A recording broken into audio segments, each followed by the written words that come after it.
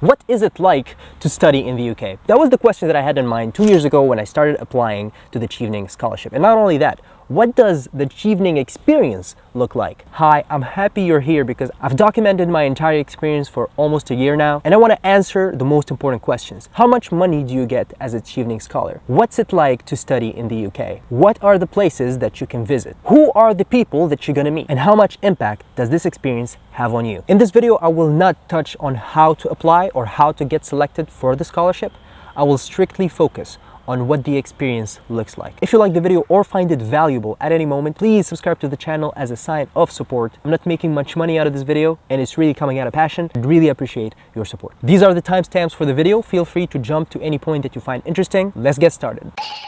How much money do you get as a Chevening Scholar? The Chevening Scholarship pays all of your tuition fees, plus they give you a stipend, or you can call it a salary. My tuition fees are exactly £20,000 and they were covered by the scholarship. Additionally, I live in Canterbury. It's a small city in the southeast of England, and I get £1,350 per month. That is my stipend. The stipend changes from 1 year to year. It might be more next year. It might have been less last year. And also it depends on which city you live in. I know that some of my friends who live in London get £1,650 per month. And it could be also different for people who live in Edinburgh, which is the capital of Scotland, or somewhere else in the UK. But all I know, the stipend should be enough to cover all of your living expenses. For example, I pay £800 per month for my rent. So I'm left with £550 to cover expenses like food, transport, and any sort of entertainment and buying clothes. And for the most part, it's been enough. If I were to always do grocery shopping and cook at home, I might end up with £100 to £200 saved per month. I must also say, when you first come to the UK, they will verse so much money to your account. I remember my account had £3,800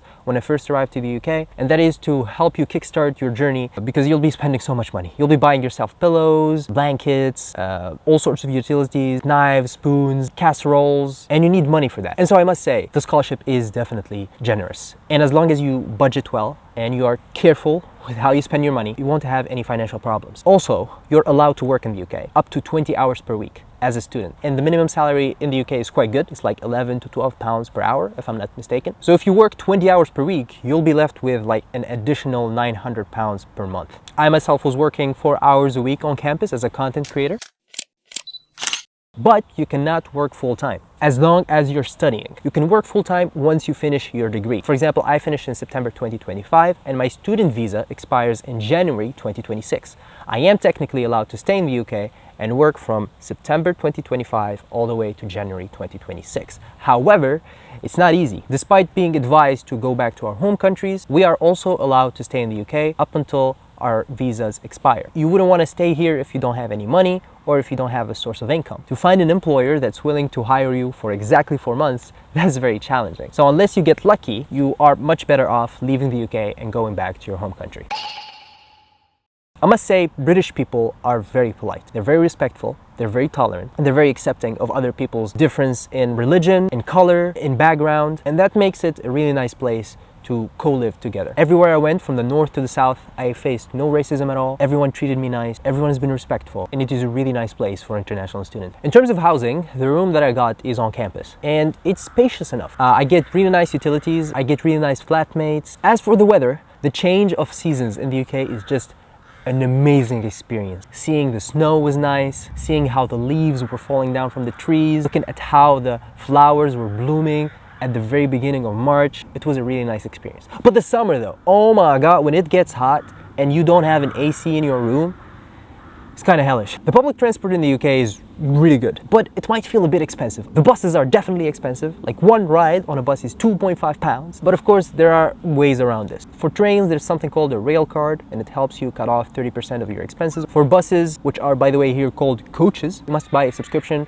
which covers 1 month, 6 months, or an entire term, depending on how much you want to spend and how often you take transport, basically. You're gonna meet a lot of people on campus, people from the Chevening Scholarship, even like professionals if you're working part-time or full-time. You'll get to encounter with a lot of people. Some encounters will last like only a day, others will become long-life friendships. While you're in the UK, you can travel to 3 different countries. You can travel to England, Wales, and Scotland. I personally went to Edinburgh in Scotland during the Christmas break and it was amazing. I've never been to Wales, but I've been to London, I've been to Birmingham, I've been to Oxford and Brighton. There's definitely scholars that traveled more than me, but I enjoyed every trip I went on. And I must say, those trips and the friendships that you make throughout those trips, the fun times, the memories, they are definitely the things that you are mostly looking for while you're spending time in the UK. Unfortunately, your visa cannot take you to Europe. You must apply separately to a Schengen visa if you want to travel to Europe. Because we have a lot of breaks during the year, there's a winter break and a spring break, there's really enough time for you to travel. The only issue is that it's very costly. So you got to budget and you got to make sure that you make the most out of each trip, because you don't want to go back and forth a lot, because yeah, you'll be spending a lot of money on trains or buses or coaches. What can you study exactly in the UK? The good thing is you can really study anything. When you're choosing your course for Chevening, there's all sorts of things that you can study. So there's no limit on that. Additionally, you can choose to study anywhere in the UK. And I mean in any of the 3 different countries. You can study in England, in Scotland, or in Wales. And so that gives you a lot of freedom to explore the UK culture in however way you like. I personally chose to study a master's in financial technology at the University of Kent. It's a university that lies in the southeast of the UK, and I like it. I wouldn't say it's the best university in the world, but the facilities are quite nice. The library is well equipped with the most recent computers and screens, and it's open 24/7. And also, I'm Muslim, there's a small mosque on campus, so spending Ramadan and Eid here was really great. I had a splendid time. We also have a gym, so I work out frequently, and also we have a small dining hall. So if I don't feel like cooking, I can go and eat for £3.50, which is a pretty nice price for a student. And the buildings are equipped with like the best technology, really. The internet is super fast. You can have access to your personal account anywhere on campus, and you can access any computer. The facilities that you get are just insane. It was really a dream come true for me. I absolutely enjoyed it. When it comes to how difficult the education is, I must say it isn't. If you come from a third world country and you are academically somewhat excellent, you'll find studying in the UK is fairly easy compared to what studying is like back in your home country. I come from Tunisia and our educational system is very, very intense. Studying in the UK felt like a breeze. There were times where I had to focus and sit down and spend hours in the library, but that's what I'm here for anyways. You will be writing a lot of reports. That's one thing interesting about the UK. We don't do any presentations. I didn't do any presentations. I wrote maybe like 8 reports. There's so many deadlines. Please make sure to respect your deadlines. If you miss a deadline, you're just asking for trouble in the UK, and that's something I struggled with a little bit. How much free time do you get in general as a student here? I must say it's fairly a lot. Depending on your course, aside from the weekend, you might get an extra free day or 2. In the first term, I had 1 extra free day. In the second term, I had none. But despite that, I still had enough time to go to the gym, to travel to city center and see some places, to party with some friends, to play video games, to study more. There's enough time to do really anything. And also part-time work. These are the Chevening moments or extras. During the Chevening Scholarship, there are 2 main events that you want to attend or must attend. The Chevening Orientation Day and the Chevening Farewell. Let's start at the very beginning. The Chevening Orientation Day takes place at the very beginning of your academic year in November. It's not just an event. It's the official welcome to the Chevening Scholars. And this feels like a World Cup. Imagine walking into a massive hall in London filled with over 1,000 people from every corner of the globe. You'll be hearing about countries that you've never heard about. You'll be seeing flags that you've never seen before. And you'll be meeting all these people that are just excellent at whatever they do. And there's people from all different ages, going from 21 years old all the way to like 50, 60. It's insane. Fast forward 8 months later, and you have the Chevening Farewell event in July. The experience is soon coming to an end, and everyone's preparing to return home. It was a great moment to reconnect with everyone from the orientation day, and as usual, everyone's dressed up their best, and the day is just filled with laughter, endless photos, and a sense of pride. And despite the fact that it's really hard to make a long-lasting relationship out of just one random encounter, you still can. Because in those events, the goal is to really talk to as many people as possible, try and interact with others, see who you kind of like click with. And I happened to click with this lady, a girl named Albana from Montenegro. We quickly became friends, and I usually call her to ask her for advice, kind of discuss ideas and thoughts about living in the UK. Because at the end of the day, we are all in the same boat. We left our families and friends back home, and we are here for only a year to try and make the most out of it. So definitely aim for such events where you are able to get yourself out of your comfort zone, where you are able to meet new people. Sometimes you get lucky, sometimes you don't. But the goal is to stick to this really good mindset of networking and try and figure out how you can collaborate and help others so that others can help you.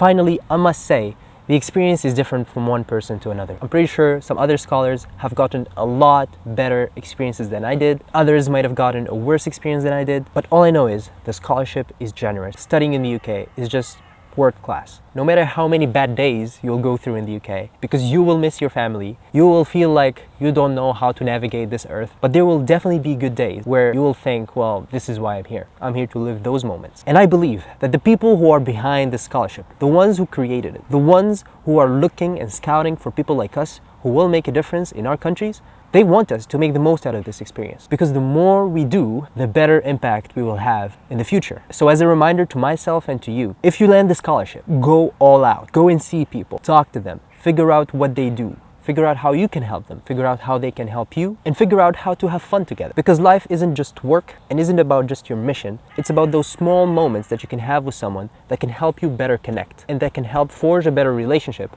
for future collaborations. And I hope this sums up what living in the UK looks like and feels like. It's definitely a great experience, and it really all comes down to you. How are you gonna make the most out of this? Because you are definitely given a nice hand, and it's up to you to make the most out of it. Thank you so much for watching. If you enjoyed this video, if you found it valuable, if you found it entertaining, please hit that like button and subscribe to the channel just out of support. Like I said earlier, I'm not making much money out of this, and this idea really came out of passion, came out of the need that I had 2 years ago when I couldn't find a video like this. I hope this was helpful, and I wish you all the best in your application, and I hope you make it and come and study in the UK and experience all of what I just mentioned yourself firsthand.